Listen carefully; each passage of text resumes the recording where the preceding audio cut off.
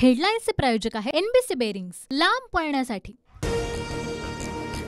आदित्यराजाच्या कृपेने वरुण राज्याने टेंडरचा पाऊस पाडला। मुख्यमंत्री शिंदेंची आदित्य ठाकरे यांच्यावर टीका। चाहिए खर्चा निकालो मोर्चा ही प्रवृत्ती, धारावी पुनर्विकास प्रकल्पावरून शिंदेंचा ठाकरेंवर हल्लाबोल।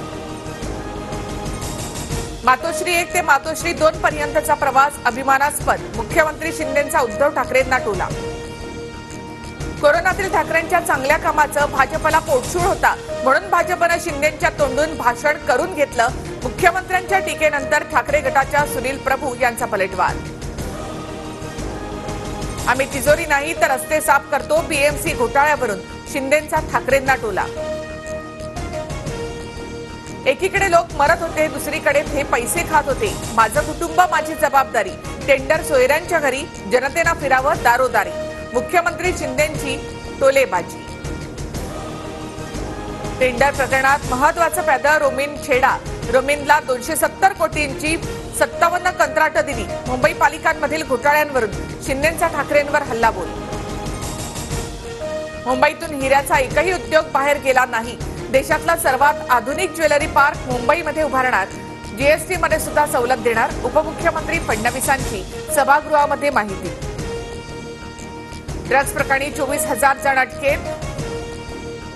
आताच्या सरकारची ड्रग्जवर मोठी कारवाई। उपमुख्यमंत्री देवेंद्र फडणवीसांची माहिती।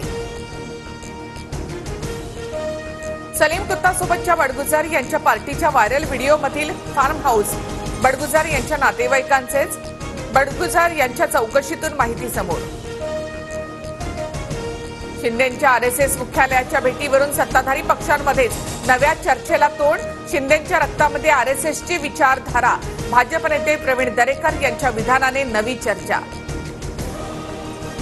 शिवसेना आमदार अपात्रता प्रकरणी दोन्ही गटाकडून अंतिम युक्तिवाद पूर्ण।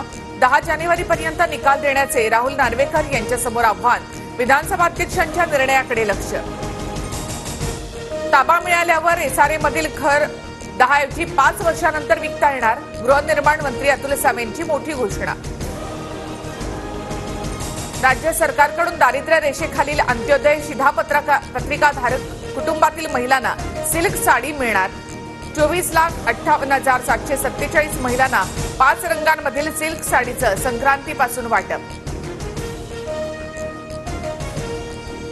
देशाच्या विरोधामध्ये बोलल्यास शिक्षा, मॉब लिंचिंगला फाशी, 3 फौजदारी सुधारित कायदे लोकसभेमध्ये मंजूर।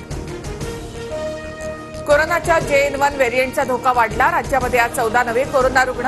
राज्यातील कोरोना बाधितांची संख्या 45 वर। हेडलाईन्सचे प्रायोजक आहे एनबीसी बेरिंग्स, लांब पळण्यासाठी।